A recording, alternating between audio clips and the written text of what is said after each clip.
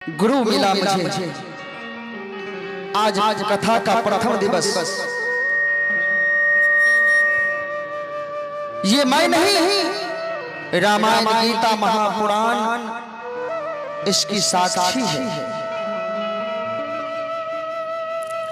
गुरुदेव का अनादर करने के कारण भगवान भोलेनाथ ने एक बार एक संत को श्राप दे दिया था, स्वयं भगवान ने। क्योंकि वो शिष्य मंच पे बैठकर भगवान का विनती स्तुति विनती कर रहे थे। गुरुदेव आ गया तो मन में विचार आया कि चलो कोई बात नहीं, पहले पूजा कर लेते हैं, बाद में गुरुदेव को प्रणाम कर लेंगे।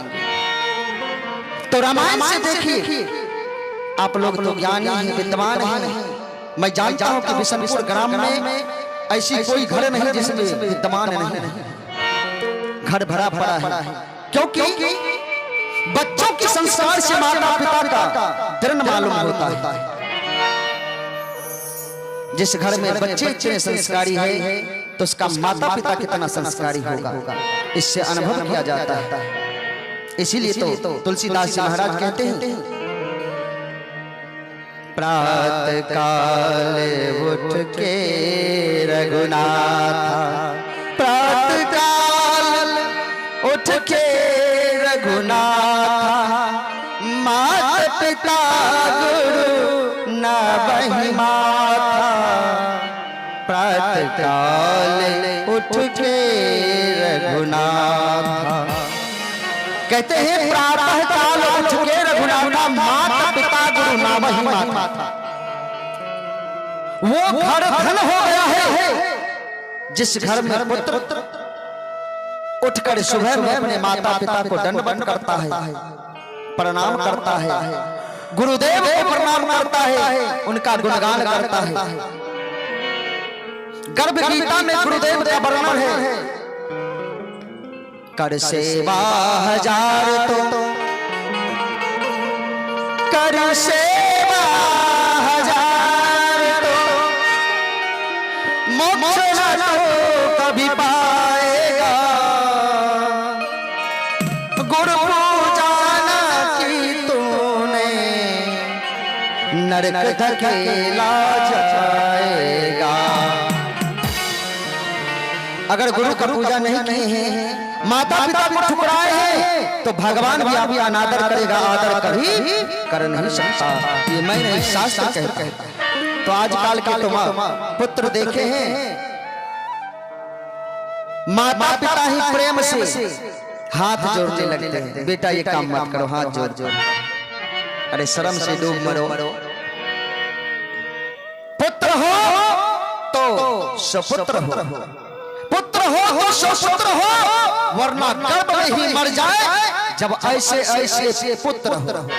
भैया कोई अगर ऐसा करते होंगे तो गुस्सा मत कीजिएगा, आपको नहीं कहते, मैं तो शास्त्र की बात बता रहा हूं। इसलिए कह दिया क्योंकि जिस कथा की ओर हम लोग जा रहे हैं वो कथा भी वहीं लेकर जा रहा है, आएगी वो समय।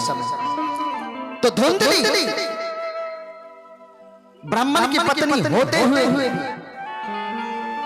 वो ब्राह्मण की आज्ञा से नहीं चलती थी। ब्राह्मण तो निष्ठा भक्ति करने वाले थे, उदार हृदय के थे, बड़ी सुंदर भाव के थे, परंतु धुंधली बड़ी ही जिद्दी झगड़ाही थी, झगड़ जाती थी, किसी से भी लड़ जाती थी। पड़ोसी हो या घर में हो, संतान एक भी नहीं थी। तो आत्मदेव महाराज एक रोज पत्नी से दुखी होकर आत्महत्या करने की ठान लिया और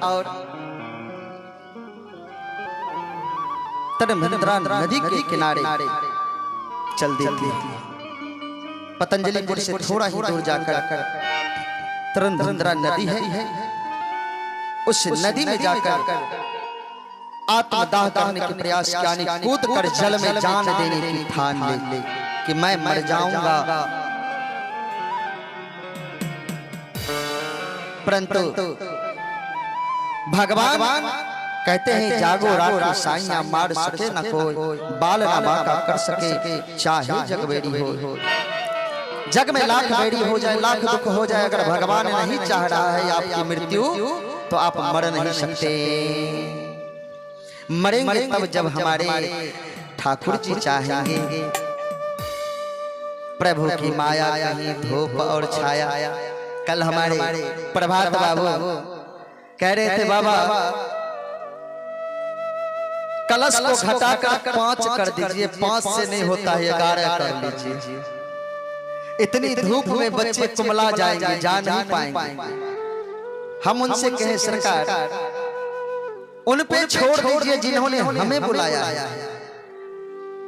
अपने आप को समर्पण कर दीजिए उस नाथ को, सब काम बन जाएगा।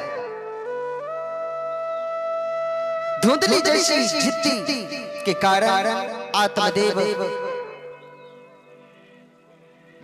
अपने आत्म समर्पण करने जल के पास जाता है, परंतु संत आते ही उन्हें रोक लेता है। अरे ठहरो, क्या कर रहे हैं? आहा, तुम्हारी भाग तो इतनी अच्छा है और इतने सुंदर भक्त होकर मरने की ठान रहे हो।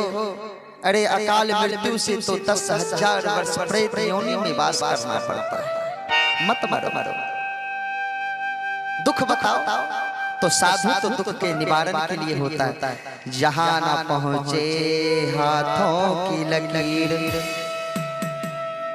संत कहते हैं जहां पहुंचे ना हाथों की लकीर, तहां पहुंचे संत फकीर। जहां हाथ की लकीर आपको नहीं ले जा सकता, वहां संत ले जाते हैं। तो आत्मदेव को मरने से रोक लिया और एक सुंदर फल उनके हाथों में दिया।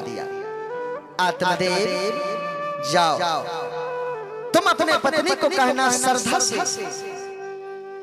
ये प्रसाद को ग्रहण कर लेंगे। त्रिया चरित्र तो देवो ना जाने। जब देवता से त्रिया चरित्र नहीं संभरा तो माताएं गुस्सा मत करना, अपने तुच्छ लाल को क्षमा करना। मजबूर हूँ, व्यास गद्दी पे बैठा हूँ, सत्य नहीं बोलूंगा तो पाप लगेगा। जन्म जन्म के पुण्य भी कमाकर फिर भी मुझे नरक में जाना पड़ेगा। तो ऐसी आशीर्वाद ना देना कि मुझे नरक में जाना पड़े, तो इसलिए मुझे कहना पड़ेगा। धुंधली जैसे क्रूर विचार की माता आज भी संसार में है, कई घर में देखा गया है।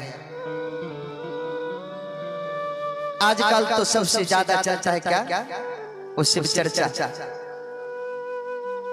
गुस्सा मत कीजिएगा कोई शिव हो तो। भगवान की कथा में जाना बहुत आनंद की बात है, बहुत सुंदर। भगवान की पूजा करना भी अच्छा है, नाम लेना भी बहुत अच्छा है, परंतु उनका पालन नहीं करना सबसे बड़ी पाप है। कहते हैं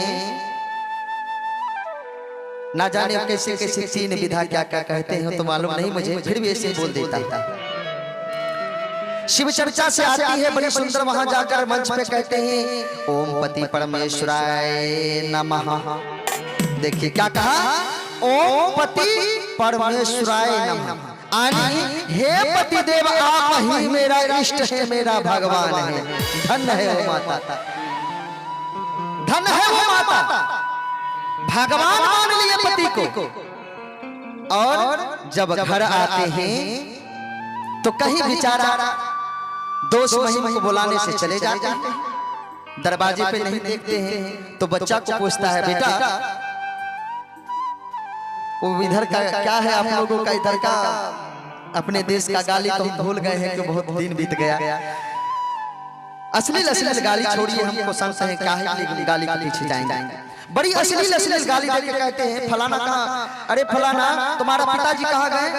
अरे पिताजी तो छोड़ ही दीजिए, आजकल पिताजी तो है ही नहीं, पिताजी पत्ता में हरा गया है, आजकल हो गया है पापा। यही ना कहता है पप्पा। और शास्त्र कहते हैं, गीता में लिखा है